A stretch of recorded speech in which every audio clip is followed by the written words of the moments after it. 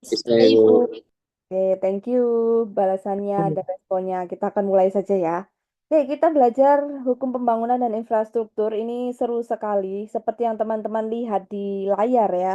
Di sini ada IKN atau Ibu Kota Negara yang ada di Kalimantan, teman-teman. Jadi itu hanya salah satu contoh yang akan kita bahas nanti di akhir materi terkait studi kasusnya.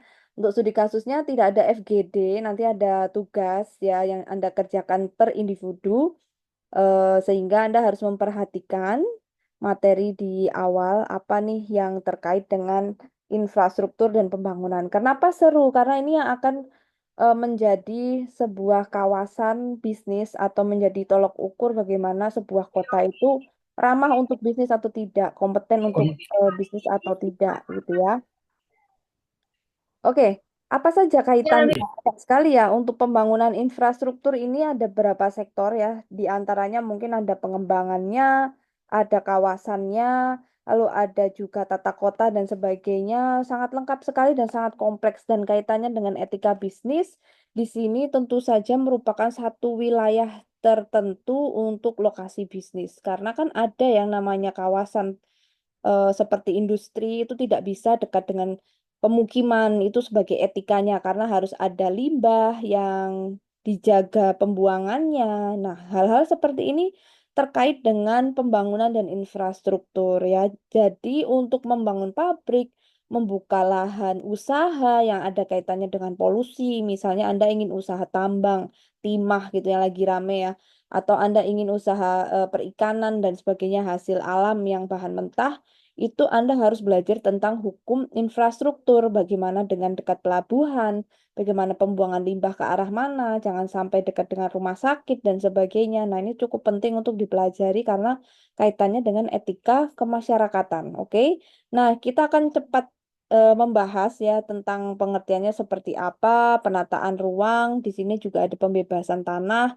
karena untuk bisa jadi pabrik itu cukup penting dikelola oleh masyarakat setempat ya. Nanti juga pada akhirnya banyak sekali kasus terkait dengan sengketa tanah dan itu rata-rata dengan para pengusaha. Lalu ada juga kawasan terpadu. Kawasan terpadu itu yang kita bilang dengan kota satelit yang terkenal di Bandung dan di Surabaya. Di situ terkenal dengan satu pintu ya, pelayanan satu pintu. Nanti di situ sudah ada lengkap fasilitas, ada wisata, pemerintahan, kota administrasi, rumah sakit, sampai pun dengan olahraga dan lifestyle yang lainnya ya. Atau juga mungkin di situ ada hiburan dan semacamnya disebut dengan kawasan terpadu ya. Nah, ini bagaimana caranya untuk mengelola dan bagaimana ini bisa menjadi referensi para pebisnis. Lalu ada perizinan satu pintu, ini juga sudah terjadi di Surabaya dan di kota-kota besar yang ada di Jawa Barat dan di Jakarta. Satu pintu ini terkait dengan investasi, modal, dan juga bagaimana membangun. Karena kalau kita ingin membuat kawasan tertentu, tentu saja ini perlu ada sebuah investasi atau modal ya teman-teman. Tidak bisa mengandalkan uang dari pengusaha saja, tetapi mungkin ada bantuan dari luar negeri dan sebagainya. Lalu bagaimana dengan undang-undang industri dan juga pembiayaan infrastruktur itu ada lembaga khusus seharusnya. Nanti kita akan cek lebih lanjut. Nah, untuk awalnya kita akan pelajari dulu teman-teman tentang infrastruktur itu bagaimana. Infrastruktur itu ada dua hal besar, ada dua dimensi. Yang pertama itu fisik dan juga infrastruktur sosial. Fisik ini kita definisikan sebagai hal yang sangat mendasar ya, karena sistem yang saat ini kita gunakan seperti gedung dan juga kampus gitu ya, rumah, perumahan yang Anda tinggali, pertokoan yang Anda kunjungi untuk kebutuhan sehari-hari, bioskop untuk Anda hiburan gitu ya, ke mall, ke Lipo. Ini masuk kategori fisik ya, ada teknis di sini.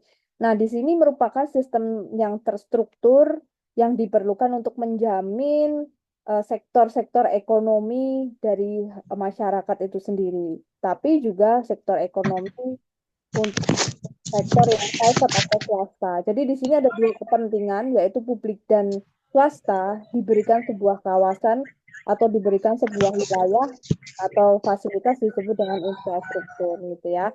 Dan ini merupakan layanan atau fasilitas yang dimana harus berfungsi dengan baik.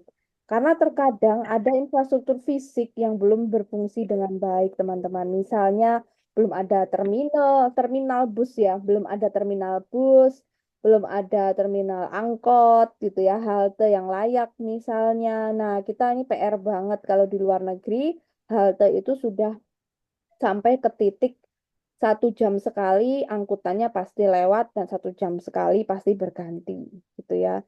Bahkan sudah menjadi hal yang umum kalau berhenti menurunkan penumpang dan ngambil penumpang itu ya di halte ya.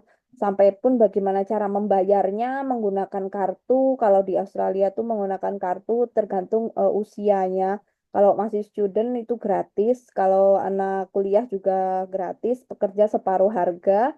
Kalau elder orang tua itu gratis menggunakan kartu khusus ya teman-teman. Sampai dipikirkan sebegitunya bagaimana transportasi. Nah, transportasi ini masuk ke kelompok infrastruktur fisik gitu ya. Lalu bagaimana yang sosial? Nah, yang sosial ini meliputi kebutuhan yang mendasar.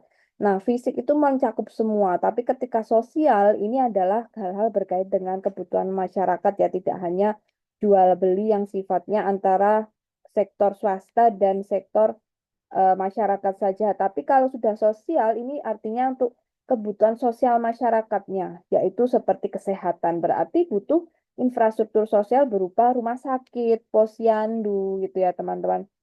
Kalau misalnya yang permanen itu ada juga untuk yang keamanan, pos-pos keamanan, kantor polisi, BRIMOB, dan juga mungkin kantor militer. Nah, ini terkait dengan infrastruktur sosial. Lalu sebenarnya ada 6 kategori wilayahnya apa saja sih atau kelompoknya seperti apa untuk yang disebut dengan infrastruktur. Karena ini nanti ada kaitannya dengan undang-undangnya. Bagaimana membangun, bagaimana meletakkan posisi toko di jalan itu ada aturannya. Tidak bisa kita memilih lokasi toko itu sembarangan, teman-teman.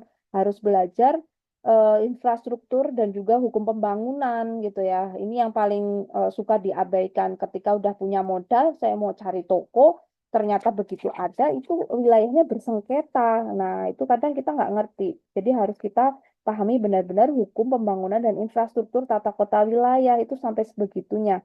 Nah, kategori yang pertama itu ada kategori kelompok jalan. Nah, jalan ini terkait juga dengan jembatan dan juga mungkin terowongan yang dia ada di bawah tanah atau mungkin yang ke atas dan sebagainya. Lalu ada transportasi ini lengkap ya, ada jalan relnya, itu ya ada bandar udaranya atau kita sebut dengan airport, ada juga pelabuhan, terminal bus dan juga tempat-tempat transit. Nah, ini dikategorikan transportasi. Bagaimana apakah sudah itu terlengkapi atau tidak? Kalau misalnya belum terlengkapi, artinya infrastruktur di kategori ini transportasinya belum lengkap, ya, belum berjalan atau ada yang kurang. Lalu berikutnya ada kelompok air. Air ini juga masuk kategori infrastruktur termasuk bagaimana mengelola air bersih, air yang kotor dibuang kemana, bahkan sistem pengairan. Bagaimana air ketika nanti di pegunungan, kalau misalnya airnya berkapur, apa yang harus dilakukan oleh pemerintah, misalnya punya penyaringan yang sifatnya publik dan itu milik massal, misalnya seperti itu. Ada juga jalan air kalau hujan. Kalau hujan jangan sampai membasahi jalanan dan akhirnya banjir. Itu banyak terjadi di kota di Jawa ya. Sangat susah menjadi PR besar pemerintah di sana tentang manajemen saluran air karena padat penduduk akhirnya membangun tidak memikirkan tata ruang yang terkait dengan jalan air. Akhirnya saluran air itu masuk ke jalan raya besar bahkan di kota besar seperti di Semarang akhirnya banjir, di Surabaya akhirnya banjir, bahkan itu di pusat kotanya gitu ya teman-teman. Nah, ini artinya ada PR juga di infrastruktur bagian kelompok air. Lalu berikutnya ada manajemen limbah. Nah, kelompok manajemen limbah ini terkait dengan sistem limbah padat. Limbah padat itu adalah kumpulan bagaimana mengelola limbah. Nah, ini dia yang jadi PR mungkin ya di NTT, bagaimana limbah ini belum bisa terkelola dari struktur yang terkecil rumah per rumah saja masih membuang secara individu. Si pemilik rumah itu sendiri yang harus ke tempat pembuangan sampah membawa sampahnya sendiri.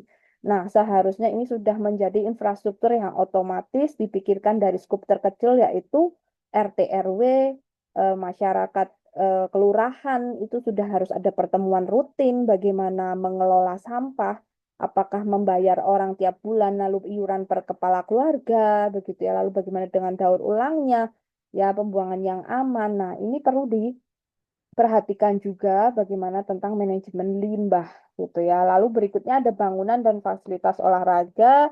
Ini seperti yang teman-teman tahu ya, apakah kita punya fasilitas olahraga? Tampaknya di Indonesia semua kota itu hampir sama, jarang yang punya concern di pembangunan fasilitas olahraga seperti jogging track misalnya. Ya, Kupang sudah punya ya di Taman Nostalgia jogging tracknya.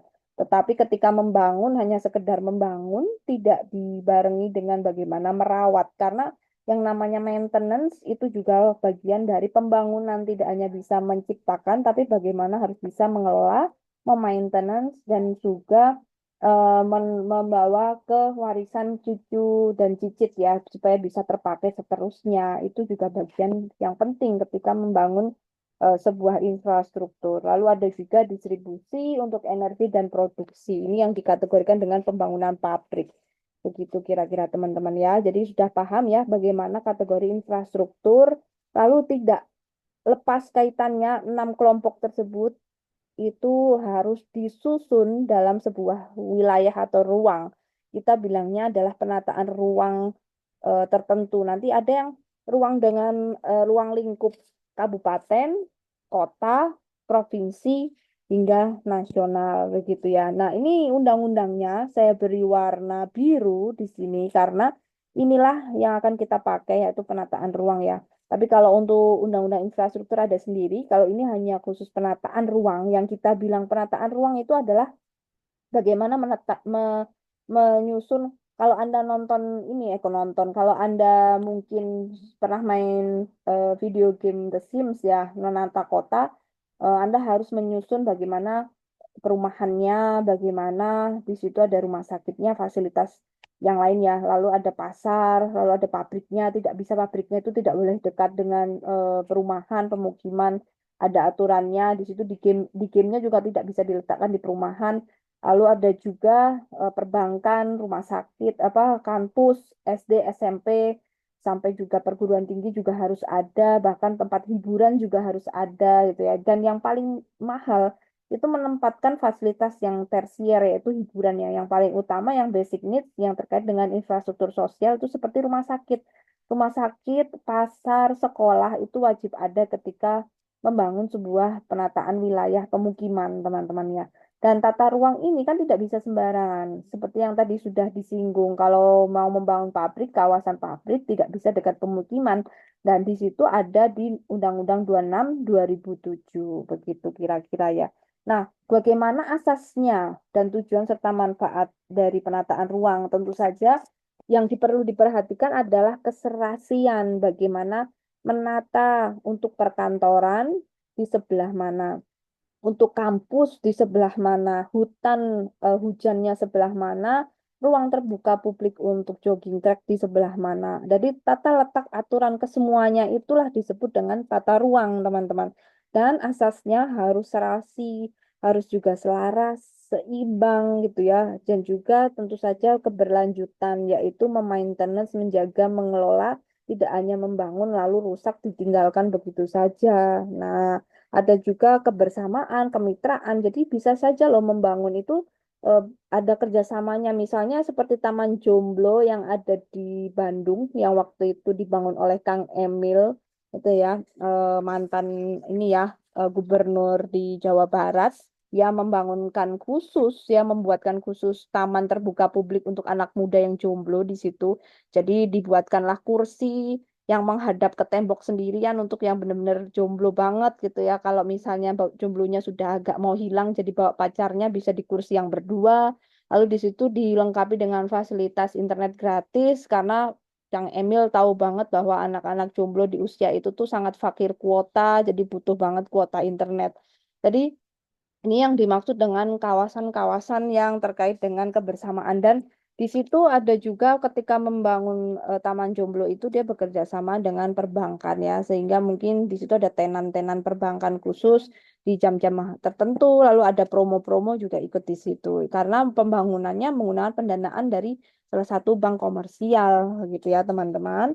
Nah, di sini tujuan untuk mewujudkan tata ruang itu tentu saja artinya adalah harus melingkupi asas bahwa wilayah nasional itu aman. Dalam artian ketika membangun itu pastikan tidak ada kriminal, tidak menimbulkan tindak kriminal dan juga ketahanan nasionalnya jadi terwujud baik ya teman-teman, dan juga di sini lingkungan alam jadi harmonis. Itu yang paling utama ketika menata ruang. Karena banyak sekali ya orang Indonesia tuh secara umum ketika membangun sebuah kota itu ngawur gitu ya. Hampir sama dengan mungkin di India, di Laos, Vietnam.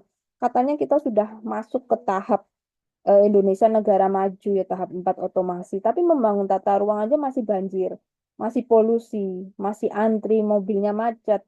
Ya misalnya saja Liriba bangunnya lama banget. Hitungannya untuk kategori membangun itu lama itu ya. Kalau di Jawa itu udah termasuk membangun duplikasi Liriba itu paling lama. Karena kalau di apa diprediksi itu seharusnya 6 bulan itu sudah paling maksimal teman-teman ya. Tapi mungkin tingkat kesulitannya berbeda. Juga mendatangkan barangnya susah ya. Mungkin besinya juga tidak bisa langsung diantar karena harus lewat laut dan butuh tenaga ahli gitu ya. Dan juga melihat lokasinya itu jurangnya juga besar sekali begitu. Tapi ya puji Tuhan akhirnya hampir mau selesai, dan menurut saya prediksi sebelum Christmas itu kayaknya sudah harus dioperasikan karena antisipasi lonjakan itu teman-teman ya, karena mungkin ada yang ingin pulang kampung ke NTT gitu ya untuk berkumpul bersama keluarga, itu pasti macet di situ teman-teman. Nah, kurang lebih seperti itu ya asal tujuan dan manfaat. Intinya ketika membangun, menata ruang itu harus harmonis, selaras, memperhatikan lingkungan. Makanya walaupun di tengah jembatan itu, di setelah jembatan tetap ada pohon palem gitu ya, karena itu untuk menjaga kawasan yang tetap rimbun dan juga menjaga alam. Lalu bagaimana dengan fungsi utama kawasan? Nah, fungsi utama kawasan ini merupakan klasifikasi bagaimana menata ruang ya, teman-teman. Untuk menata ruang ini ada yang disebut fungsi yang utama. Kawasan utama itu kawasan lindung dan kawasan budidaya. Kawasan lindung yang kita kenal dengan hutan ya, hutannya. Jadi sebenarnya setiap kota itu punya hutan, teman-teman ya. Nah, saya juga heran kok Undana banyak pohonnya. Jangan-jangan ini kawasan lindung. Itu yang pertama kali saya ada di kepala ya, kok lebih banyak hutan gitu ya. Tunggu dulu, jangan-jangan ini masih ada hewannya yang dilindungin, tapi kenapa ini kampus gitu kan? Jangan-jangan kawasan lindung, karena ada di UI juga begitu. Jadi kampusnya seperti hutan beneran gitu ya. Sampai pun kita antar fakultas menggunakan bis gitu. Kita ke fakultas lain itu di Universitas Indonesia pakai bis warna kuning dan punya danau gitu ya. Sampai punya danau di UI itu karena benar-benar besar banget kayak kebun raya Bogor gitu kan. Jangan-jangan seperti itu pikiran saya pertama kali ya waktu masuk Undan. Apa ini masuk di kawasan lindung gitu ya. Ada pohon yang memang masih langka gitu kan. Tapi ternyata memang belum sebagian dimanfaatkan lahannya, bukan masuk kawasan lindung. Kalau kawasan lindung ini fungsinya adalah sebagai paru-paru kota untuk suplai oksigen masyarakat kota itu. Jadi ada tumbuhan yang tidak boleh dipangkas. Jadi ada beberapa tumbuhan yang memang langka atau semacamnya ya. Lalu berikutnya ada kawasan budidaya. Budidaya ini memang disediakan oleh pemerintah untuk diambil hasilnya dan dikelola masyarakat untuk perputaran ekonomi kawasan itu. Misalnya kalau kawasan budidaya itu ada di pesisir utara ya, Pantai Jawa itu. Misalnya daerah Tuban atau juga daerah yang ke arah Jawa Barat di bagian pesisir utara. Nah, di sini kan kebanyakan para pencari ikan ya. Nah, mungkin di NTT juga ada ya budidaya tertentu ya di daerah kawasan pencari ikan. Nah, kalau sudah seperti ini berarti tidak bisa untuk kebutuhan yang lain, tidak bisa pakai industri, tidak bisa dibikin sebuah jembatan layang dan sebagainya karena itu sudah fungsinya menjadi budidaya ekonomi masyarakat setempat. Lalu berikutnya ada wilayah administratif. Nah, untuk wilayah administratif ini penataan ruangnya itu meliputi nasional, provinsi, kabupaten. Pasti beda ya. Untuk yang daerah di ND, wilayah administrasi ND pasti juga beda dengan di Kota Kupang. Ya, pasti hawanya beda dong. Karena penataan untuk provinsi berbeda dengan kabupaten gitu ya. Apalagi nanti untuk yang kawasan nasional, penataan administrasi di Jakarta kan berbeda dengan Surabaya karena Jakarta itu kan pusat dari semua pemerintahan untuk saat ini sebelum pindah ke IKN ya teman-teman. Makanya agak berbeda, dijadikan satu tuh. Ya Kemendikbud sebelahnya nanti ada Kemenpan atau bahkan satu gedung tuh gitu. Nah ini disebut dengan wilayah administratif. Lalu ada kegiatan kawasan. Untuk kegiatan kawasan ini terdiri dari penataan ruang kawasan kota atau desa. Nah, kadang kita jangan heran ya, suatu saat, loh kok ini udah kawasannya, kawasan yang banyak hutannya, apakah ini masuk desa? Ternyata desa gitu ya teman-teman. Nah, untuk di daerah-daerah Jawa sudah bisa terlihat kontrasnya, mana yang kategori pedesaan dan mana yang kategori perkotaan gitu ya. Untuk daerah luar Jawa karena mungkin pemerataan pembangunannya belum seintens seperti di Pulau Jawa karena terlalu sentris Jawa, sentris untuk pembangunan. Jadi desa dan kota di daerah luar Jawa itu hampir tidak ada bedanya teman-teman gitu ya. Ketika pertama di Kupang juga kaget, kotanya mana nih? Saya tanya gitu. Ini kota, saya heran loh kok kota seperti ini gitu ya. Nah, beginilah kalau misal kamu tidak pernah keluar Jawa, akhirnya ketika melihat ya ini yang terjadi gitu loh. Nah, akhirnya dari situ kita bisa tarik sebuah kesimpulan bahwa penataan itu harusnya berbeda. Untuk kota itu ada sebuah jalan yang memang harusnya bisa dibuat dua jalur. Misalnya gini, dua jalur untuk ke utaranya, dua jalur untuk ke selatannya itu udah kategori kota, teman-teman. Kalau misalnya masih satu jalur itu bisa kita kategorikan mungkin provinsi gitu ya. Provinsi menuju ke daerah desa. Bahkan kalau kita sebut dengan Perumnas, Perumahan Nasional, itu jalannya sudah harus bisa dua mobil berpapasan, bahkan tiga mobil berpapasan. Itu adalah kategori untuk pembangunan yang disebut dengan kawasan kota. Nah, apakah selama ini ketika tata kota dan planologi diterapkan, itu mengacu pada asas penataan ruang dan undang-undang atau tidak?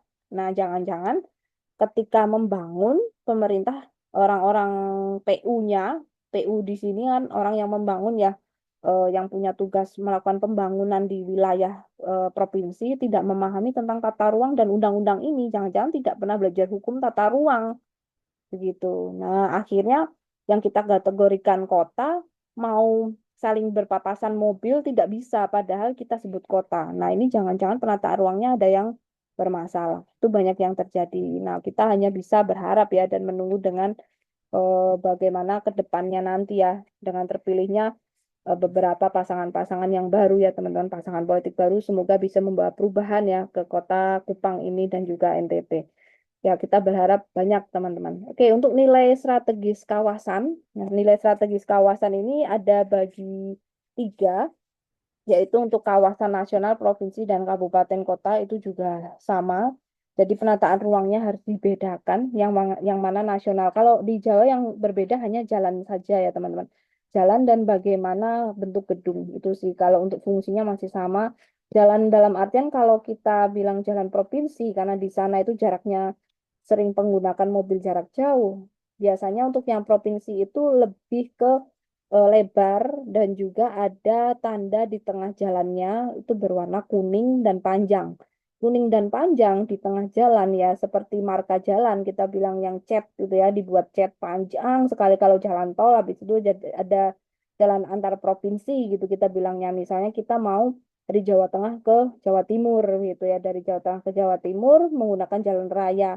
Nah, di situ ada bedanya nanti teman-teman untuk disebut dengan jalan provinsi itu nanti marka jalannya warnanya warna kuning gitu ya. Lalu kalau masih warna putih itu kita kategorikan kabupaten kota, teman-teman. Berarti ini menghubungkan antar kota. Kalau sudah kuning dan lebar sekali seperti jalan tol itu sudah menghubungkan provinsi. Berarti kalau diikutin terus bisa sampai ke provinsi yang lainnya. Nah, kurang lebih seperti itu. Oke. Berikutnya ada hak kewajiban bagaimana peran masyarakat ya. Nah, masyarakat punya andil penting ya teman-teman untuk tata kota ini. Nah, andil yang penting adalah setiap masyarakat itu berhak tahu rencana pemerintah tentang tata ruang, bagaimana kota ini mau dibangun. Bagaimana nilai ruang itu punya satu hal positif ke masyarakat. Jadi masyarakat tuh harus tahu akibat dari tata ruang ini.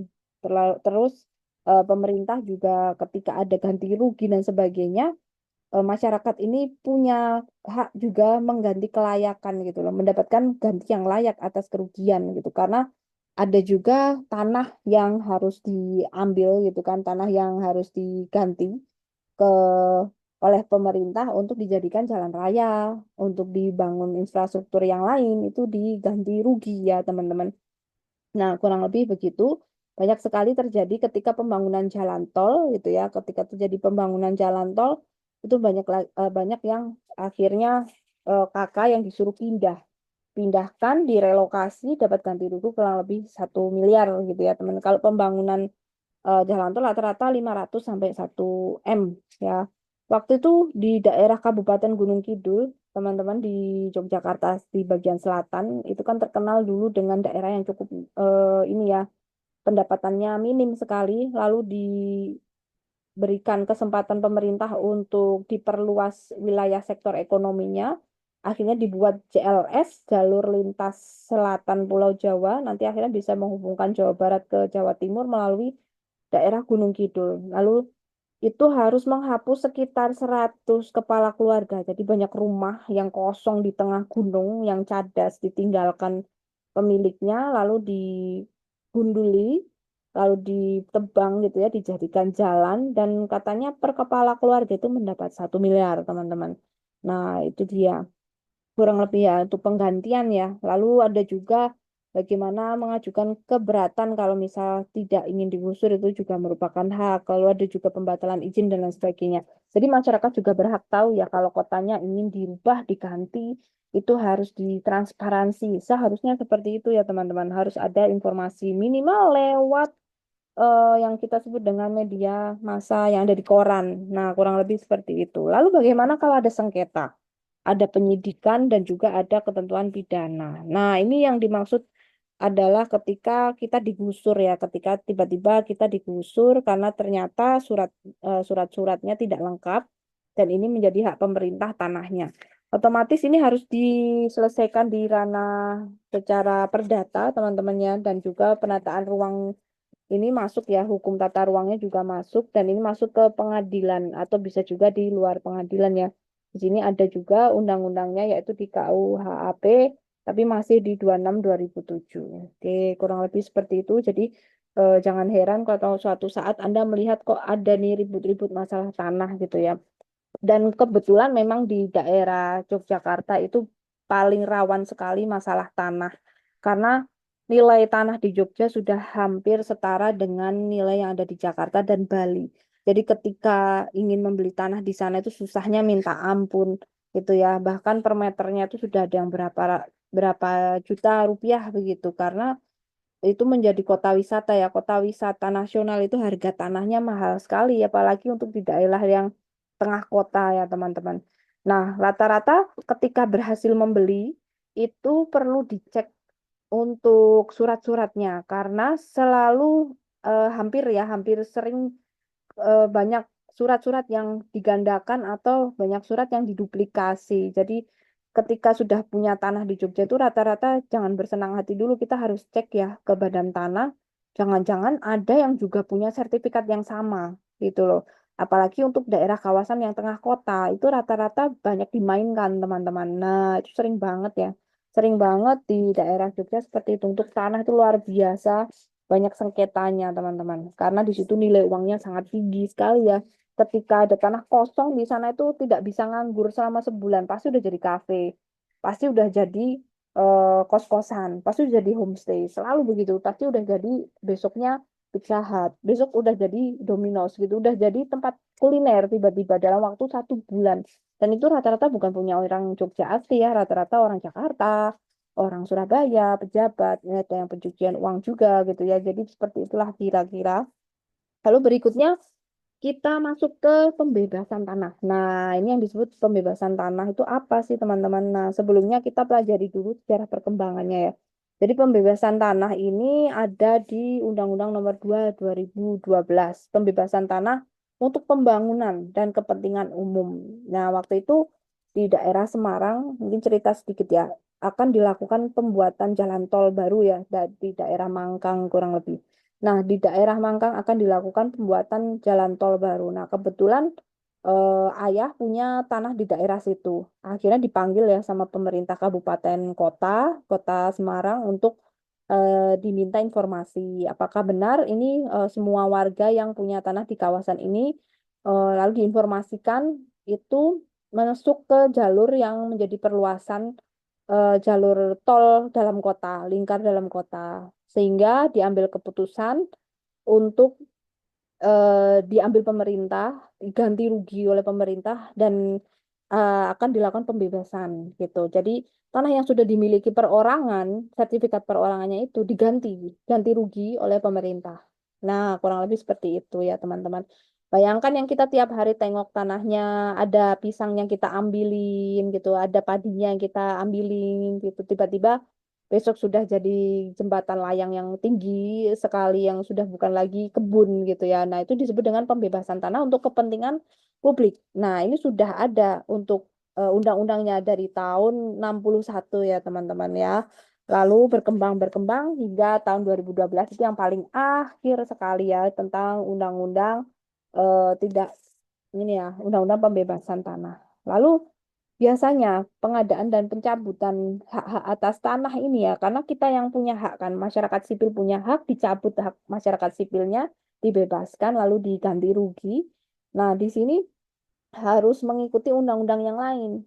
Ya, jadi tidak bisa dibebaskan tanpa melihat beberapa aspek. Aspek yang perlu dilihat di sini biasanya adalah aspek lingkungan hidup, kehutanan, keterbukaan informasi publik. Makanya ayah saya dipanggil gitu dengan warga yang lain yang punya tanah di situ ya. Ini artinya ada undang-undang keterbukaan info publik harus diinfokan tanah ini mau dibuat sesuatu. Jadi harus tetap diinfokan bukan main gusur terus tiba-tiba uangnya ditransfer itu kan tidak masuk etika ya. Sehingga tetap harus ada undang-undang yang harus dipatuhi selain dengan pembebasan tanah ini. Jadi tidak bisa dalam sebuah hukum itu satu undang-undang berdiri sendiri. Biasanya teman-teman dia ada sebuah integrasi dengan undang-undang yang lainnya. Ada undang-undang tata ruangnya juga masuk di sini. Jadi undang-undang pembebasan tanah itu nanti ada kaitannya dengan undang-undang tata ruang gitu ya. Dan juga mungkin undang-undang minyak dan gas. Jadi berhati-hati sekali ketika membebaskan tanah. Jangan-jangan di dalam buminya itu ada tambangnya dan sebagainya. Ya, tidak bisa seenaknya untuk membebaskan tanah tanpa diinformasikan, oh di dalam sini ada sesuatu. Pernah waktu itu saya diajak sama anak arkeolog di UGM gitu ya, tiba-tiba siang-siang tuh dibangunin, yuk mau ikut gak? Ada candi baru ditemukan di daerah kota, di tengah kota ada candi baru kan di sana banyak sekali candi ya. Bahkan mungkin konon kota Jogja itu kota yang berdiri di bawah kota yang lama, entah kapan ribuan tahun yang kita tidak tahu gitu ya. Nah, katanya candi ini ditemukan melalui mimpi gitu. Jadi mimpinya dia melihat sebuah gundukan besar gitu ya, sebuah arca di daerah kota. Ternyata benar gitu, dipindai menggunakan satelit ada candi baru, tapi yang era-era yang sekarang ya udah mendekati ke mau ini ya untuk ke penjajahan Belanda ya. Jadi udah era hampir baru lah, bukan yang lama banget. Nah, akhirnya diinformasikan ke BPCB, Badan Purbakala, untuk cek ternyata ada, benar dipindai dari udara ada candi yang besar sekali ya teman-teman. Lalu diajukan untuk ekskavasi karena anggaran untuk ekskavasi itu bisa miliaran, jadi harus dibuat proposalnya. Lalu tiba-tiba ketika dicek ini cukup penting ya untuk bisa digali sehingga diutamakan candi itu untuk diekskavasi ya dibuka dulu.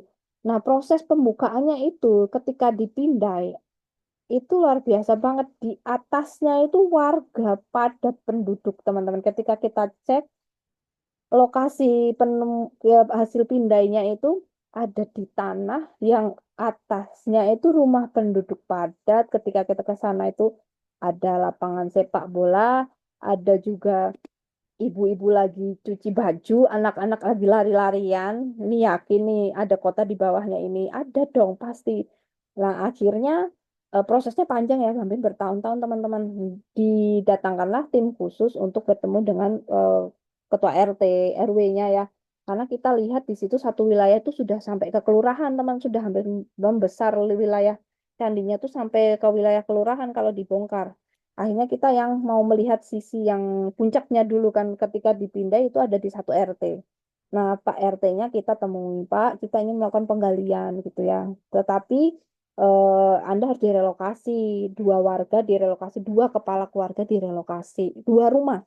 Rumah ini harus dipindahkan, Pak. Akhirnya terjadi sebuah deal-dealan ya pakai ini, pakai pembebasan tanah. Jadi ada orang pemerintah juga untuk tata ruang. Ada tata ruang di sana kita negosiasikan diganti rugi berapa di situ ada deal-dealan uangnya teman-teman dan itu lumayan Makanya kenapa habisnya banyak untuk bisa candi itu bisa dikunjungi, berdiri megah seperti itu bisa triliunan karena membebaskan tanahnya ini yang susah karena sudah hak milik masyarakat ya. Bahkan ada yang nggak mau gitu. Nah, ada yang mau ya udah syukur direlokasi ke daerah perumahan mau. Lalu dibongkar, ternyata benar ada candinya. Lalu tiba-tiba ketika sudah di bawah tanah itu sudah mau jadi kawasan, kita mau melihat sisi yang satu itu rumah warga, yang di atasnya rumah warga itu bagaimana? Kita ketemu warganya dengan didampingi Pak RT, Pak RW, ternyata warganya tidak mau direlokasi. Saya sudah lama di sini, saya yang merasa tuan tanah di sini tidak mau dipindah. Tetapi karena kebutuhan pendidikan dan ilmu pengetahuan, kita mau lihat bentuk yang di bawah. Akhirnya terjadi kesepakatan tidak direlokasi, tetapi rumah ini boleh dibongkar atau istilahnya boleh tanah pekarangannya itu digali. Tapi nanti kalau sudah kelihatan bawahnya minta ditutup lagi gitu. Jadi hanya sementara gitu, hanya sementara kita boleh lihat, tapi sisanya nanti kalau sudah ketahuan ditutup lagi. Ya agak lucu ya teman-teman, tetapi karena tetap ingin melihat bawahnya itu strukturnya seperti apa, akhirnya tetap dibuka teman-teman. Jadi ada satu wilayah yang memang seperti kolam gitu. Katanya ini nanti waktu berapa bulan kita cek lagi itu warganya udah hilang, udah kelihatan bentuk candinya. Lalu saya tanya yang di daerah sini yang tidak mau direlokasi orangnya kemana? Sementara dipindahkan. Tapi ini areanya bagus buat foto. Tetap nanti akan ditutup kembali jadi tanah kok orangnya tidak mau gitu. Artinya ya sudah kalau tidak mau dibebaskan nanti tetap itu kawasannya jadi tanah lagi gitu ya, ya tetap tidak bisa, kan tetap ada undang-undang ini ya, kembali ke undang-undang ini pembebasan tanah itu teman-teman. Tapi katanya sih kalau rumah yang didirikan berdiri di bawah sebuah ini ya bangunan suci kuno itu emang agak kurang bagus sih feng shui-nya, katanya begitu ya, saya kurang tahu. Oke, itu sekilas saja cerita tentang pembebasan tanah ganti rugi karena itu menjadi kepentingan umum yaitu milik Badan Arkeolog dan juga Kepurbakalaan. Nanti kan untuk edukasi dan pendidikan juga, jadi masyarakat tahu tentang sejarah Indonesia seperti apa. Karena di balik itu pasti ada cerita yang bisa kita pelajari bersama sisi positifnya. Berikutnya untuk asas tujuan pembebasan tanah ini tentu saja untuk kepentingan umum ya teman-teman ya. Seperti kemanfaatannya, kepastian, ada tadi seperti untuk jalan raya dan sebagainya. Mungkin Anda pernah lihat ya di sosial media ada di Cina itu ada jalan raya yang kiri kanannya adalah jembatan layang tinggi, tetapi di tengahnya masih rumah yang berdiri sendiri. Itu mungkin tidak mau dibebaskan tanahnya gitu ya. Atau mungkin Anda pernah lihat di mall yang sangat besar sekali di tengahnya tuh ada rumah gubuk gitu ya, rumah gubuk dari seng yang dimana itu orang yang memang tidak mau dibebaskan tanahnya untuk kepentingan umum. Ya silakan saja ya teman-teman. Oke, berikutnya ada pasal 4 untuk pengadaan tanah. Nah, di sini pasal 4 tuh masih di UU nomor 2 tahun 2012 ya, menyatakan bahwa pemerintah juga bisa kok menyediakan tanah atau relokasi seperti tadi ya kalau mau membongkar candi atau ingin membangun jembatan itu mereka bisa direlokasi, disediakan tanah yang baru. Ini ya maksudnya adalah pengadaan tanah untuk eh, jaga-jaga gitu ya, untuk garansi.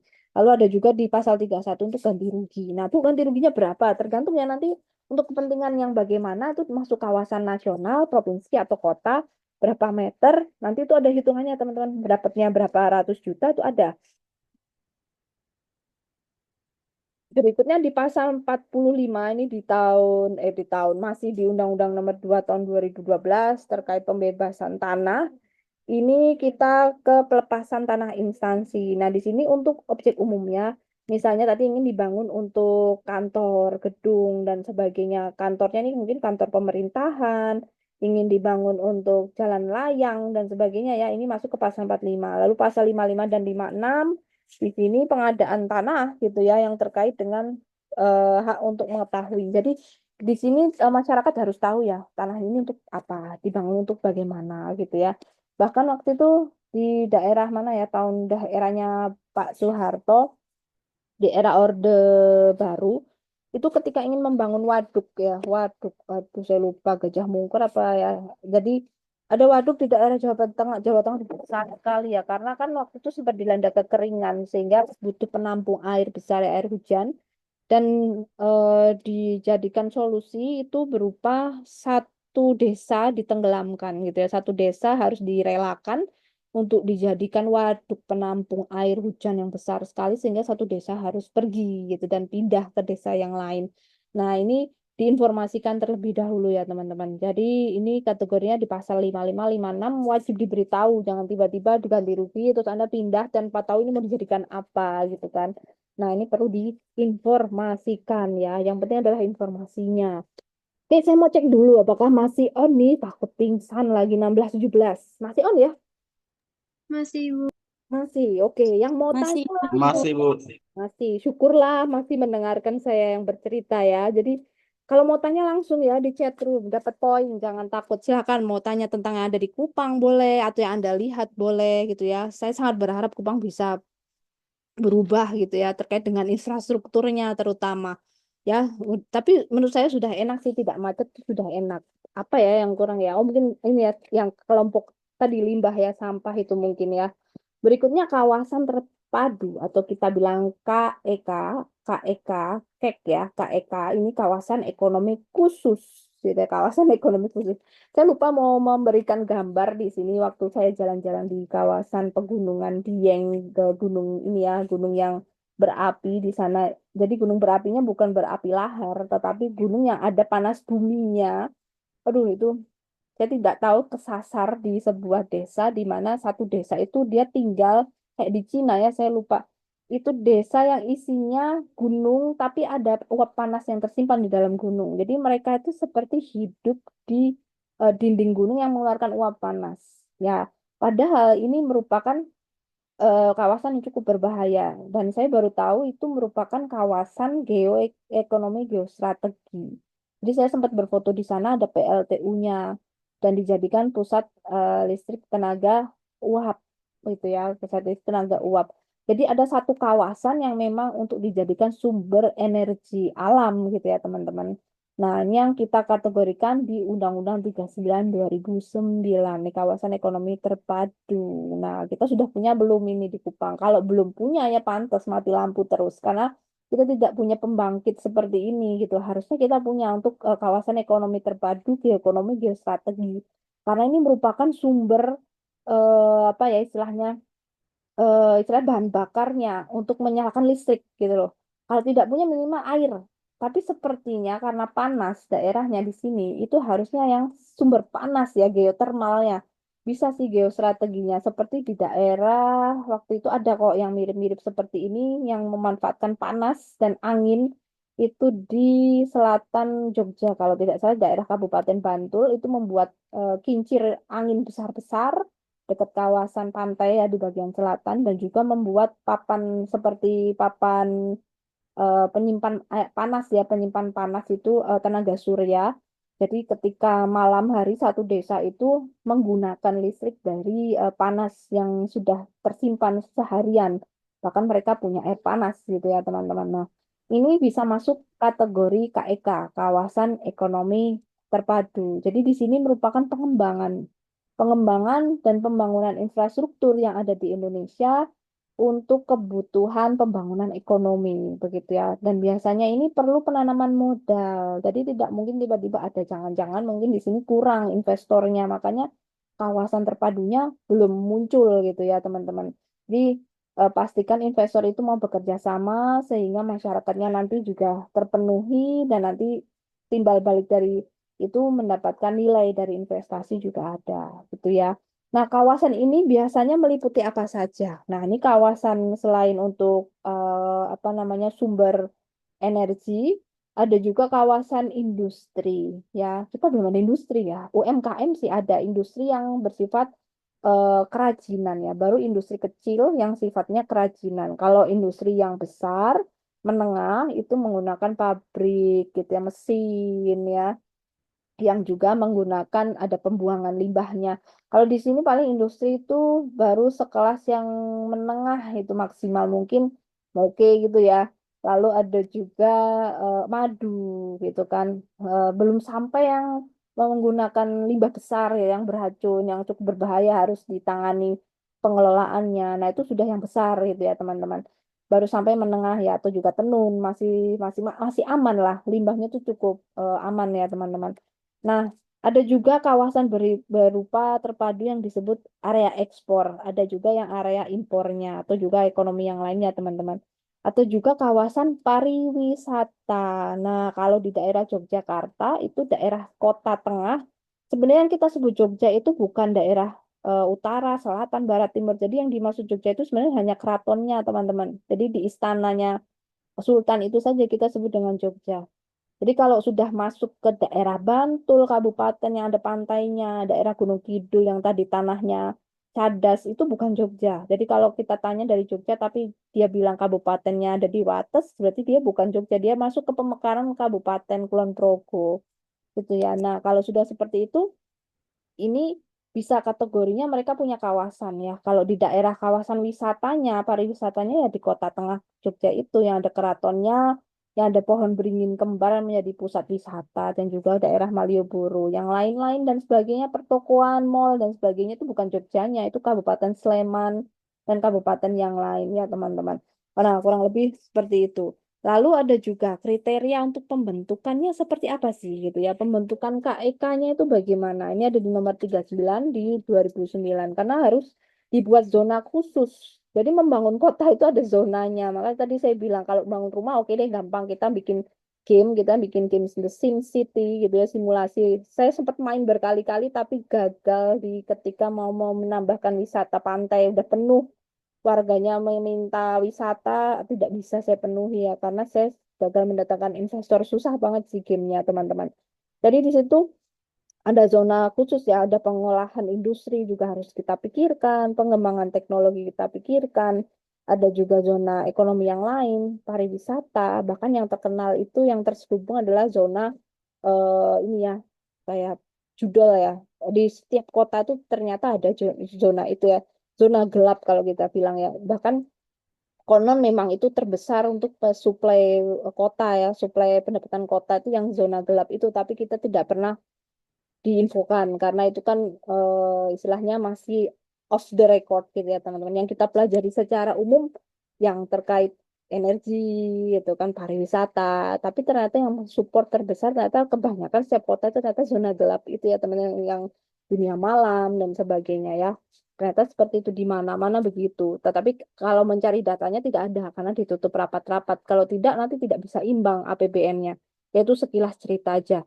Lalu untuk kriteria lokasinya bagaimana ya? Lokasinya itu harus merupakan daerah yang menjadi jalur perdagangan gitu ya. Jalur perdagangan itu ya ada jalannya, ada juga pelabuhannya, harus dekat jalur perdagangan internasional maupun jalur perdagangan nasional. Kalau misalnya mau dibuat kawasan pariwisata, ya kalau bisa jangan jauh-jauh dari bandara deh gitu ya. Misalnya ini kan bandaranya di Pensvini, ya mungkin kota wisatanya bisa ke pemekaran TDM misalnya di daerah TDM-nya atau mungkin agak ke Sapa karena kering aja gitu ya mungkin di Sapanya sampai ke arah Pasir Panjang itu dikembangkan jadi seperti di California gitu ya sepanjang pantai ada jalan yang bagus tapi kan itu agak hawa-hawanya kayak industri sedikit ya nah itu mungkin bisa dirapikan nah kalau hal-hal seperti ini bisa ini jadi KEK nanti bisa diarahkan KEK gitu kan itu pembangunan terpadunya seperti itu jadi tata kota itu penting banget teman-teman karena ini akan menjadi eh, magnet bagi investor kalau ingin menanamkan modal. Lalu ada Dewan Nasional dan juga Dewan Kawasan. Karena di sini ketika mau menyelenggarakan sebuah kawasan terpadu perlu ada orang-orang yang dari pemerintah gitu ya. Orang pemerintah ini ya seperti orang-orang di provinsi gitu ya, bukan orang kementerian ya, tapi orang-orang yang di pemerintah saja, Dewan KEK. Nah, kalau Anda mau cari misalnya nanti di provinsi juga ada. Di Kupang itu juga ada sih Dewan KEK-nya, tapi saya tidak tahu seperti apa ya untuk lebih detailnya. Lalu ada badan usahanya juga di pasal 26. Badan usaha ini ketika kawasan ini atau kawasan pariwisata ini misalnya di Bali ya, di Bali itu KEK-nya kan di daerah Badung. Jadi kota di Pantai Kuta itu yang menjadi destinasi utama yang bahkan Badung sendiri merupakan kabupaten paling kaya di Indonesia ya setelah Kutai Tarumanegara karena tambangnya ya. Itu masuk KEK karena apa? Menjadi kawasan ekonomi khusus yang bisa menyumbang ekonomi pemerintah. Nah, KEK inilah yang merupakan magnet bagi bisnis.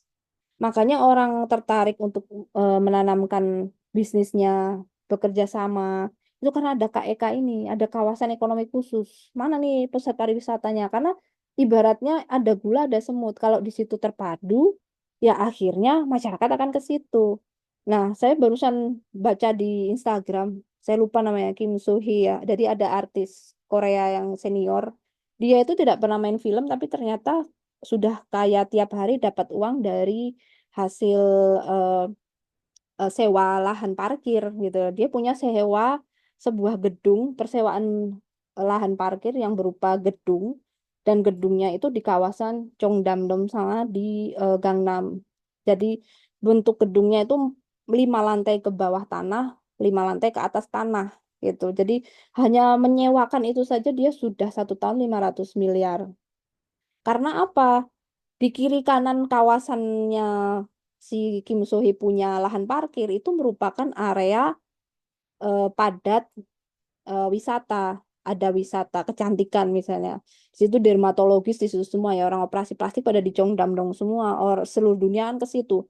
Lalu ada juga flagship flagship yang mahal misalnya LV dan Chanel dan lain sebagainya. Kuliner juga ada di situ semua. Nah, ini disebut dengan kawasan terpadu. Itu loh tempat wisata dan sebagainya. Jadi disenterkan, dijadikan bursa di satu titik. Nah, ini yang merupakan magnet untuk bisnis. Ini dia yang membuat orang tertarik ya berbisnis. Nah, mungkin kalau satu kota sepi, tidak ada perkembangan, apa jangan-jangan tata kotanya tidak mengarah ke KEK gitu loh. Oke. Lalu bagaimana dengan badan pengelola? Tadi bisa saja koperasi gitu ya, bisa saja patungan dengan swasta. Bagaimana membentuk KEK, Bu? Saya ini orang pemerintah misalnya, bagaimana membentuknya? Ya, kita harus kerjasama loh dengan bank, perbankan bisa, atau dengan investor dari luar yang punya bisnis, usaha, itu juga bisa. Dan sangat mungkin yang sudah pernah terjadi di Jawa disuruh ditarik ke sini juga kan tidak masalah tuh ya karena di mana ada tempat tinggal pemukiman juga ada orang berduit kok gitu loh. Selama ada perkantoran tuh pasti ada orang yang berduit gitu loh. Jadi ini perlu dibangun ya teman-teman. Berikutnya ada perizinan satu pintu yang akan kita informasikan itu di tahun 20 di nomor 27 2009. Apa sih yang disebut dengan PTSP? Ini masuknya hanya peraturan presiden ya teman-teman.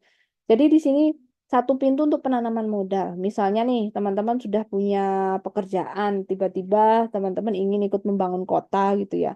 Nah, bagaimana saya ingin ikut membangun kota saya, Bu? Ini kan ada pembangunan, misalnya Liba pun itu bisa jadi ada PTSP-nya. Harus izin penanaman modal juga, karena pengembangnya di situ kan mungkin bisa lebih dari satu yang memodali pembangunan jembatan ya.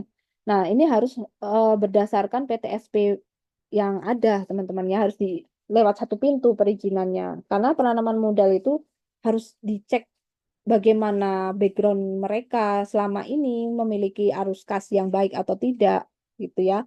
Nah, ini bagaimana pengertiannya? Pengertian PTSP ini kegiatan bagaimana perizinan atau juga tidak perizinan. Intinya tetap harus menginformasikan ada yang ingin menanam modal gitu ya, tanpa harus meminta izin, tetap harus menginformasikan tentang pelimpahan wewenang gitu ya, teman-teman. Wewenang bagaimana pengelolaan tentang pembangunan sebuah wilayah atau infrastruktur tertentu dan sampai keluar dokumennya. Jadi ini merupakan informasi maupun izin yang lewat satu pintu atau satu pihak gitu ya kira-kira.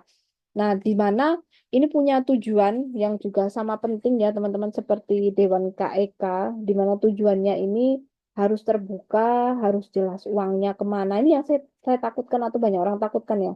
Rata-rata ini jadi tempat pencucian uang gitu lah teman-teman. Kan banyak juga ya apa kasus-kasus korupsi yang marak ini pencucian uangnya itu ada di pembangunan ini di PTSP ini. Jadi ditanamkan modalnya di pembangunan maka akhirnya ketika ketangkep sama pengadilan yang harusnya bisa jalan, akhirnya proyeknya berhenti seperti Hambalang gitu ya.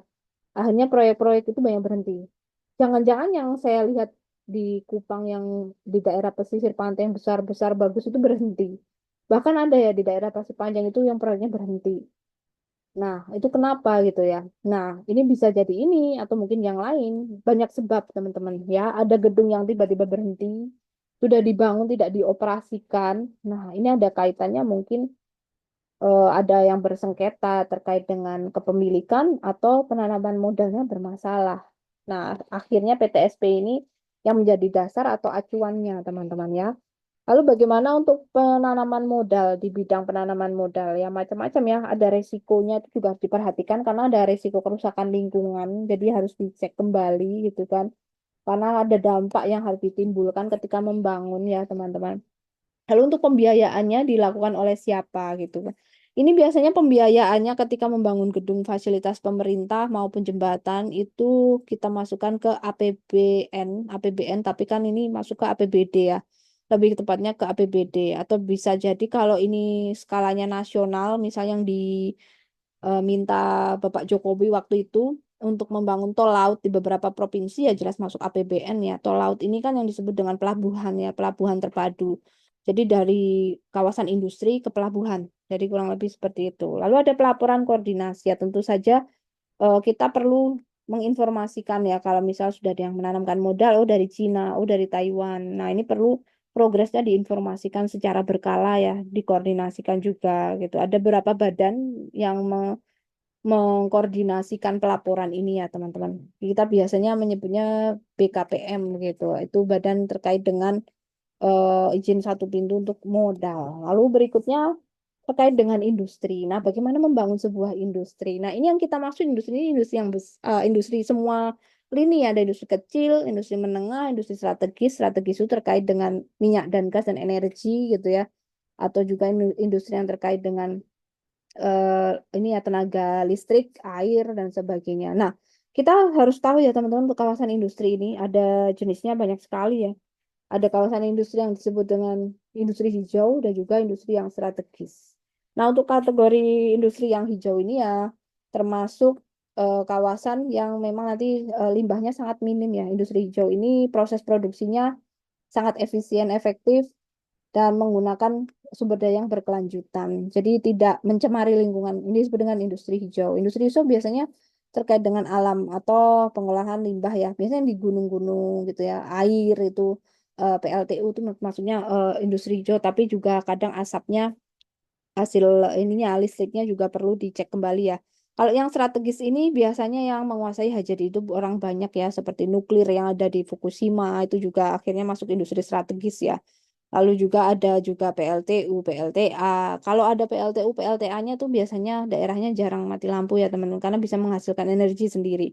Atau juga tenaga angin juga biasanya punya sendiri gitu ya, jarang mati ya. Lalu berikutnya ada yang dimaksud dengan asas tujuan Undang-Undang Industri itu bagaimana? Asasnya jelas untuk kepentingan nasional, lalu juga persaingan usahanya harus sehat, dan juga merata. Kadang kan ada industri yang hanya berpusat di satu titik, tapi yang lain jadi kekurangan tenaga, kekurangan lapangan kerja begitu. Lalu rencana pembangunannya bagaimana sih? Sebenarnya untuk pembangunan di setiap provinsi itu diberikan waktu pemerintah pusat 20 tahun ya. Diberikan waktu loh setiap provinsi itu untuk membangun daerah industri. Entah industri kecil atau UMKM tetap harus punya gitu ya sebagai penggerak roda ekonomi masyarakat dan diberikan waktu dari pemerintah. Makanya ada Menteri Perindustrian, teman-teman. Itu jadi agenda dari Menteri Industri untuk setiap provinsi itu harus menggerakkan industri. Jadi jangan dikira jadi pemimpin di sebuah kota itu enak. Ya enak uangnya. Ini targetnya dari pemerintah pusat banyak gitu loh. Ada 20 tahun yang diberikan waktunya dan itu tidak bisa hanya satu pemimpin, nanti harus pemimpin berikutnya juga dapat PR yang sebelumnya. Dan biasanya 5 tahun sekali ditinjau oleh menteri ya. Kurang lebih seperti itu ya teman-teman. Nah potensinya kan banyak di daerah industri itu. Jadi perlu ada. Lalu wilayahnya bagaimana? Untuk wilayahnya bisa masuk ke pasal 14 ya Undang-Undang Industrinya di Undang-Undang Nomor 3 2014. Undang-undangnya baru semua ya teman-teman. Jadi sebelum tahun 2014 itu ada, tetapi kan tidak sebagus di 2014 ya. Nah, ini bagaimana mengatur apa saja gitu. Untuk wilayah industri di sini ada tentang kawasannya bagaimana. Nah, karena untuk kawasan sendiri industri harus memperhatikan lokasi yang jauh dari pemukiman. Sekali lagi itu penting karena limbahnya, karena jangan sampai ada gugatan terkait dengan limbah, kesehatan dan sebagainya. Kalau di daerah Pekalongan, Jawa Tengah itu kan karena merupakan kawasan industri batik tulis ya, dan juga batik cetak. Jadi orang Pekalongan itu kebanyakan juragan atau bos batik gitu ya. Dan mereka rata-rata bisa naik haji atau mereka punya rumah di Jogja itu karena juragan atau bos dari batik ya. Dan itu memang sudah turun temurun. Dan pada akhirnya limbah dari batik itu kan sangat mencemari sungai. Jadi pewarnanya itu kan kadang pewarna tekstil yang cukup keras ya. Dan itu sungainya pun berubah warna sekarang teman-teman. Bisa jadi warnanya merah sekali terkadang siang ini gitu ya. Besok pagi warnanya jadi berubah hijau gitu kan. Wah ngeri banget. Nah, ini dia yang harus dicek kembali dengan undang-undang perindustrian. Terkadang untuk wilayah-wilayah ini kadang masih masuk jalur jalur pembuangan limbahnya di masyarakat setempat gitu. Untuk kreativitas inovasi ini yang dimaksud dari undang-undang industri. Di sini diminta ya pemerintah dan masyarakat tuh menyediakan ruang supaya mereka berinovasi. Jadi pemerintah setempat itu seharusnya memberikan kesempatan masyarakat untuk berindustri gitu ya, untuk menginovasikan kemampuannya. Makanya kan ada lomba ya di kampus ya, lomba PKM dan sebagainya gitu kan untuk mendesain dan juga membuat usaha dari kewirausahaan. Tapi rata-rata yang hanya dilombakan makanan melulu gitu loh. Padahal banyak sekali yang terkait dengan penyelesaian solusi limbah, penyelesaian solusi tentang yang ada di perikanan, di nelayan dan sebagainya, di kekeringan misalnya di daerah TTS dan sebagainya banyak sekali yang harus dikreasikan gitu kan teman-teman. Nah, di sini pemerintah juga memberikan fasilitas, ada pelatihan, ada konsultasi, bimbingan untuk inovasi sehingga industri itu bisa terbentuk. Ya, kalau industrinya terbentuk, akhirnya nanti bisa kerjasama dengan pebisnis-pebisnis yang lain untuk permodalan dan bisa saling mengembangkan ekonomi yang baik ya di masyarakat. Lalu pembiayaannya bagaimana? Pembiayaannya bisa melalui bank komersil, pemerintah setempat, atau bisa pinjaman dan sebagainya, atau penyertaan modal, atau juga mungkin potongan harga ketika membeli mesin pabrik gitu ya. Untuk infrastruktur industri itu wah luar biasa ya infrastruktur industri pabrik ya. Misalnya kita udah jadi pengusaha kafe, rata-rata kalau di Jawa itu sudah terintegrasi. Kalau punya kafe, ya itu udah biasanya yang besar ya, jaringan kafe yang besar gitu. Kayak misal kafe kopi kenangan atau janji jiwa gitu ya. Atau ada kopi terlanjur sayang gitu kan. Kopinya sayang-sayangan semua ya.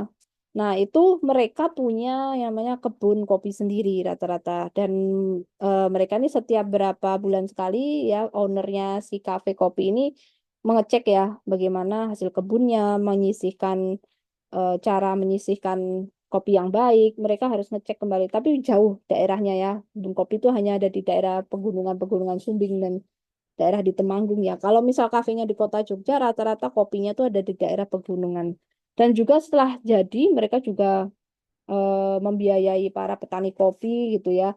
Dan juga nanti limbah kopinya bisa dimanfaatkan ke pakan ternak dan lain sebagainya. Nah, ini kan masuk ke daerah integrasi sebuah industri kan, teman-teman, industri kopi, kafe, F&B gitu ya, food and beverage, tetapi di sini butuh beberapa infrastruktur. Jadi tidak hanya punya cangkir gelas kopinya saja, bahkan mesinnya saja, bahkan sampai punya penggilingannya, punya si petaninya, ya spesifikasi teknis bagaimana orang-orang ini bisa memetik itu harus tahu. Orangnya harus punya skill yang bagaimana, keamanan, kesehatan, keselamatan orangnya, ya, hewan dan tumbuhannya itu bagaimana ketika memang ini jadi limbah pakan ternak yang baik, ya sampai sejauh itu ya, sampai peningkatan daya saing. Jadi undang-undang ini sudah ada, sudah lengkap. Jadi kalau Anda membutuhkan sebuah ini ya konsultasi, advokasi itu sudah ada di undang-undang ini ya teman-teman. Jadilah gunanya dari Desperindak ya, Departemen Perindustrian dan Perdagangan. Oke, lalu ada industri kecil dan menengah. Nah, ini yang kita tahu ya. Industri kecil menengah itu UMKM biasanya ya dari rumah ke rumah yang dibuat dari rumah ya dari rumahan bukan menggunakan pabrik besar yang penyertaan modalnya besar. Kalau industri strategis ini yang hajat hidup orang banyak seperti energi gitu ya, geoenergi seperti panas bumi dan sebagainya. Ya, penguasaan strategis itu negara yang pegang, bukan perorangan ya, tidak bisa perorangan. Oke. Lalu untuk peran serta masyarakat ini bagaimana? Biasanya hanya memberi saran, pendapat, usul, menginformasikan saja. Lalu apabila ada dampak negatif akibat industri ini bagaimana gitu ya. Nah, kurang lebih itu kira-kira peran masyarakat. Oke, ini sudah hampir di penghujung kelas ya. Ini yang terakhir lembaga pembiayaan infrastruktur itu bagaimana. Nah, ini dia yang mungkin masih PR ya untuk pemerintah kita yang di nasional. Sebenarnya bisa lihat bank komersial ya mau mandiri bebas, tapi yang sering biasanya BNI ya. Biasanya untuk pengembang-pengembang seperti Wika, Wika Gedung, Wika Karya, HK, Hutama Karya kan yang mereka yang membangun gedung-gedung bertingkat gitu ya, membangun infrastruktur jalan tol gitu ya di Pulau Jawa itu ya HK. Saya nggak tahu HK-nya sampai ke Wika sampai ke NTT atau enggak ya. Tapi ya yang Mandalika kemarin yang bikin sirkuit di NTB Wijaya Karya kalau tidak salah. Tapi katanya kemarin ada proyek percepatan energi di NTT, Wijaya Karya juga mau masuk ke sini gitu ya. Nah ini kan termasuk bagaimana membangun infrastruktur KEK. Tapi saat ini belum ada. Mungkin penyertaan modalnya masih kurang ya, investornya masih belum tertarik. Dan akhirnya yang untuk bisa mendatangkan barang-barang pembangunannya itu kan butuh uang dulu kan teman-temannya itu kan dihutangkan di bank. Nah banknya ini kan bisa dipilih ya rata-rata rekanannya kalau nggak BNI gitu ya Bank Dagang Nasional kan dulu ada BNI ada Mandiri gitu ya Mandiri juga bisa. Nah biasanya investor investor juga bisa. Makanya kan pernah waktu itu Elon Musk datang ke Indonesia untuk apa sih untuk bangun satelit ya katanya untuk bangun satelit di untuk wifi murah gitu atau bagaimana saya lupa apakah jadi kayaknya jadi sih tapi tidak sebanyak nilai investasi yang dia tanamkan di Malaysia kalau tidak salah ya untuk telekomunikasi ya lalu juga ada siapa ya investor saya lupa untuk air bersih dari Australia itu yang dari daerah Kabupaten TTS itu juga nah mereka nih investor ini kan menanamkan modal untuk membeli sebuah infrastruktur untuk dipakai masyarakat air bersih gitu misalnya bikin sumurnya bikin apa pipa panjangnya nah itu kan juga harus balik modal teman-teman tidak bisa memberi membangun selesai enggak tapi kan itu tetap ada bagaimana masyarakat setempat itu menghasilkan gitu loh menghasilkan dengan ekonomi setempat berputar lalu tetap yang namanya investor itu kan ada negosiasi hitam di atas putih ya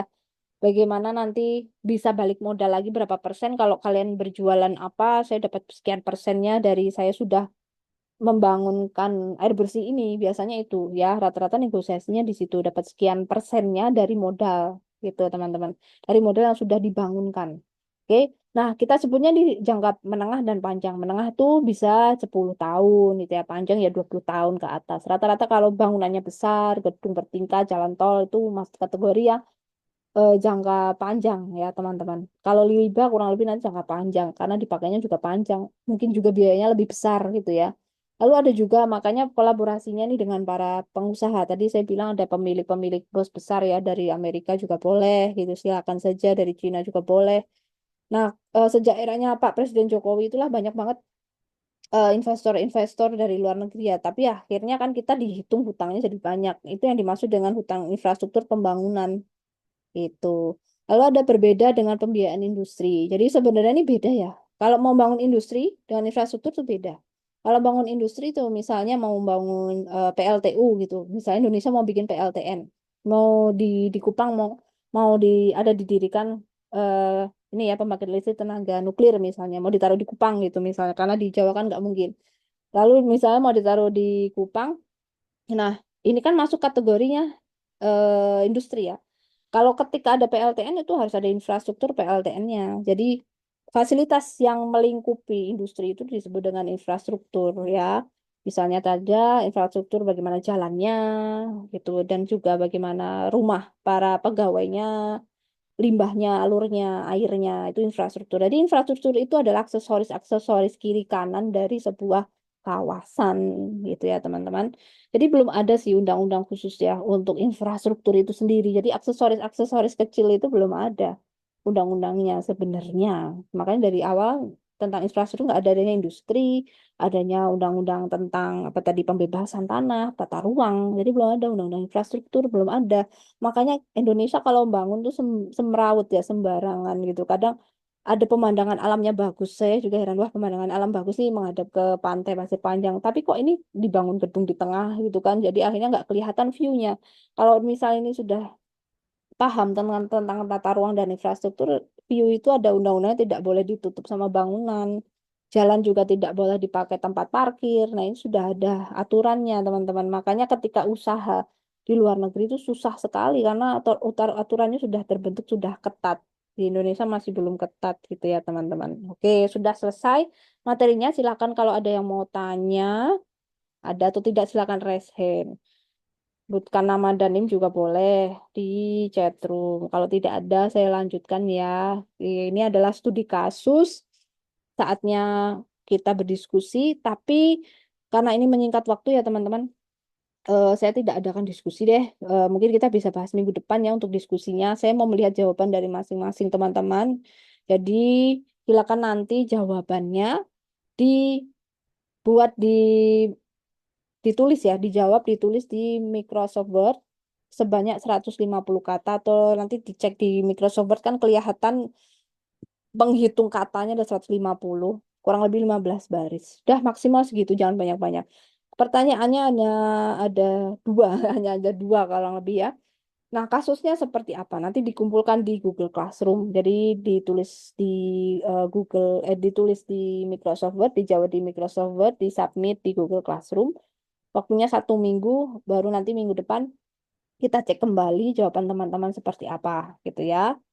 Oke, ini dia studi kasusnya. Studi kasusnya adalah Ibu Kota Nusantara atau yang kita sebut dengan IKN yang ada di Kalimantan, yang saat ini sedang diproses pembangunannya belum selesai-selesai, yang katanya bakal segera selesai dan akan segera dipindahkan para pejabatnya gitu ya. Sudah Anda lihat sendiri video-video viralnya seperti apa kota IKN, hampir seperti kota satelit gitu ya.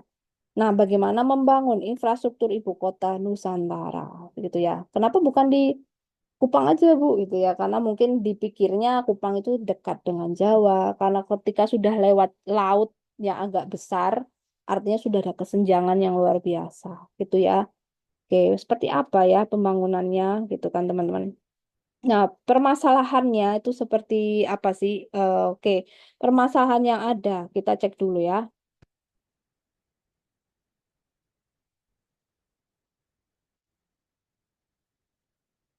Oke, jadi sebenarnya pembangunannya sudah hampir berapa persen gitu ya, sekian persen. Nah, tetapi masih menimbulkan beberapa polemik atau permasalahan. Mungkin bisa terlihat ya di layar untuk pembangunan ibu kota kita yang akan dipindah. Jadi ini akibat Pulau Jawa yang terlalu padat ya teman-teman. Karena sangat Jawa sentris sehingga harus dipindahkan. Kalau tidak Pulau Jawa bisa tenggelam. Gitu ya, atau terlalu senjang ya. Apa-apa pembangunan hanya di Pulau Jawa sampai Jawa punya kereta, sedangkan di luar Jawa tidak punya kereta api, tidak punya bis yang memadai. Nah, daripada nanti tercipta separatis yang semakin banyak, akhirnya dipindahkan saja, gitu ya, demi keamanan semua masyarakat. Sama yang terjadi seperti Australia juga memindahkan ya waktu itu dari Sydney ke Canberra, dari Mumbai ke Bangalore ya, ada yang pindah juga. Iya waktu itu Delhi ya, dari Mumbai ke Delhi waktu itu juga pindah ya, India juga pindah ibu kota ya. Enak banget ya. Oke, kita informasikan ada berapa masalah gitu terkait infrastruktur karena susah loh membangun infrastruktur tuh lebih sulit daripada membangun industrinya. Industrinya mah enak satu kawasan, tapi habis itu aksesorisnya yang kecil-kecil tuh lebih ribet lagi. Harus bikin sekolahnya, harus membuatkan pasarnya, mallnya. Kalau Anda nonton filmnya siapa sih? Saya lupa yang bikin bom atom tuh. Jadi itu satu ilmuwan ditaruh di kawasan khusus untuk meneliti bom atom ya. Aduh, lupa saya namanya. Jadi sampai dibuatkan sebuah kota sendiri dan lengkap dengan infrastrukturnya ya. Ada sekolah anak-anaknya, si ilmuwannya juga ada di situ. Sampai dibuatkan lokasi kafe malam, klub malamnya juga gitu ya. Jadi di sini ada masalah yang terkait dengan pendanaan juga ya, teman-teman. Pendanaannya masih menggunakan APBN. Ada juga swasta murni tapi belum keluar semua uangnya, masih hutang ya. Dan infrastruktur di sini belum memadai gitu ya. Yang dikategorikan belum memadai ini artinya mungkin rumahnya juga belum, kawasan industrinya bukan industri ya. Industri itu kan tidak di daerah ibu kota ya, tetapi tetap harus ada industri kecil sih minimal untuk menggerakkan ekonomi ya, tetap harus ada. Nah, karena harus ada industri ini, industri kecil ya, walaupun hanya penggerak ekonomi, itu tetap harus dekat dengan pelabuhan, teman-teman. Nah, ini nanti menjadi pertanyaan, kenapa sih dikategorikan ini belum memadai? Mungkin jalur ke pelabuhannya untuk daerah perekonomian ini belum matang betul ya, gitu. Ya namanya juga masih dibangun ya, teman-teman. Sama sih, saya dulu punya kampus juga masih di tengah hutan, di dekat danau. Dan ketika hujan itu tidak bisa dilewati karena kita mau pemekaran kampus ya sampai ke daerah kabupaten. Akhirnya saya harus memutar lewat danau yang besar sekali. Bayangkan ke kampus harus lewat danau dan juga lewat daerah situs-situs kuno gitu yang pohonnya besar-besar yang sering masuk ke film UKA-UK ya. Bayangkan mau ngajar sampai seperti itu. Oke. Lalu di situ termasuk kategori infrastruktur itu. Lalu ada rantai pasokan konstruksinya juga belum optimal ya. Namanya infrastruktur belum terbangun, jalan juga belum maksimal ya teman-teman gitu ya. Nah, ini menjadi sebuah pertanyaan untuk teman-teman. Oke,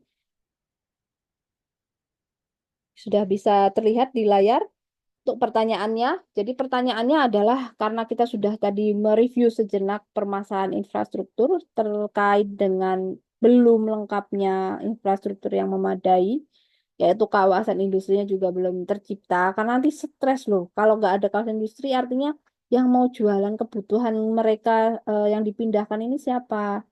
Itu kan kota baru, kota yang masih istilahnya kosong.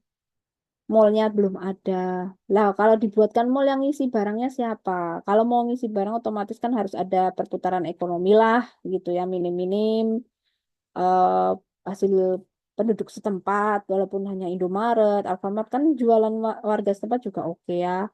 Nah, karena di sini belum ada kawasan industri atau walaupun sudah ada, tapi belum terintegrasi, belum ada jalan. Nah, itu bagaimana? Tuh ya. Lalu di sini ada tiga pertanyaan untuk teman-teman semua yang harus dijawab ya menggunakan Microsoft Word. Lalu nanti Anda submit. Sudah ada di Google Classroom linknya. Presensinya juga sudah ada. Jadi pertanyaan pertama, menurut Anda apa itu kawasan industri yang strategis dan kenapa harus terintegrasi dengan pelabuhan gitu loh. Kenapa harus terintegrasi dengan pelabuhan? Pelabuhan ya, pelabuhan bukan airport. Kenapa harus pelabuhan? Gitu loh. Lalu manfaatnya apa sih infrastruktur yang terintegrasi itu? Kenapa harus dengan pelabuhan dan manfaatnya apa? Dan kalau memang belum terintegrasi, belum terpadu, belum ada jalan, terintegrasi itu terpadu dan terhubung ya, saling terkoneksi. Jadi ada kawasan industri, ada mall yang terhubung ke jalan, lalu kawasan oleh-olehnya misalnya, kawasan kebutuhan sehari-hari, lalu dekat dengan pelabuhannya. Nih ya, seperti yang terjadi di Seattle di Amerika Utara itu sudah terhubung jadi kota satelit. Atau mungkin di Semarang juga udah terhubung, tapi mungkin masih macet ya, mungkin infrastruktur jalannya yang masih ruwet. Biasanya tantangan membuat kota begitu, ketika satu selesai ada lagi sakitnya tidak sembuh-sembuh, nanti diobatin sakit yang lain, komplikasi lagi muncul banjir gitu-gitu deh. Pusing bangun kota itu ya, jangan dikira jadi pejabat enak, PR-nya banyak, ya tanggung jawabnya besar. Jadi kalau belum terintegrasi, apa sih yang seharusnya dilakukan pemerintah setempat ya? Jadi tiga pertanyaan ini dijawab satu paragraf. Boleh, satu paragraf saja ya. Kalau bisa, satu paragraf itu sudah menjawab tiga pertanyaan. Jadi harus bisa merangkai kalimat yang bisa menjawab tiga pertanyaan ini. Dan ingat hanya 150 kata. Ya, jangan banyak-banyak, teman-teman. Oke, supaya nanti kita bisa lihat poinnya di mana sih. Gitu ya. Kalau misalnya pakai GPT, nanti munculnya kan poin-poin. Anda harus bisa membuat prompt yang bagus, yang itu bisa merangkum tiga pertanyaan ini jadi satu paragraf. Anda harus rangkum sendiri, begitu kira-kira. Anda harus tambahkan contoh mungkin. Anda harus bisa menyusun kalimatnya mungkin. Ya, kurang lebih seperti itu ya, teman-teman. Nah, saya informasikan untuk link ini apa namanya? Link presensinya. Oke, jadi kita sudah selesai. Ada yang mau ditanyakan dulu? Apakah aman sampai sejauh ini? Aman kan, guys? Link presensi. Aman ya, Putri? Aman Ibu. Aman ya. Oke, link presensi. Silakan teman-teman klik hadir. Putri, Tamulung aman? Aman ya. Aman, Ibu. Oke, aman artinya bisa diikuti materinya tugasnya juga bisa dipahami. Jadi nanti tinggal mengerjakan dengan baik. Oke, silakan presensi terlebih dahulu. Ini link tugasnya atau silakan masuk ke Google Classroom. Oke. Oke, itu saja ya teman-teman yang bisa saya informasikan. Ya, apabila ada pertanyaan lanjutan, boleh diinformasikan di grup kelas gitu ya, di WhatsApp silakan. Mudah-mudahan bermanfaat materi hari ini. Terima kasih sudah mendengarkan materi saya. Semoga teman-teman tidak lelah mendengarkan dan menjadi ilmu yang kedepannya bermanfaat buat teman-teman juga gitu ya. Oke, selamat melanjutkan aktivitas. Sampai jumpa lagi minggu depan teman-teman semua. Selamat sore, shalom. Assalamualaikum warahmatullahi wabarakatuh. Terima Selamat kasih. sore. Halo Ibu, Ibu, Assalamualaikum warahmatullahi ya, wabarakatuh. saya editing ya. Iya Ibu, Ya, Ibu. baik Ibu. Waalaikumsalam. And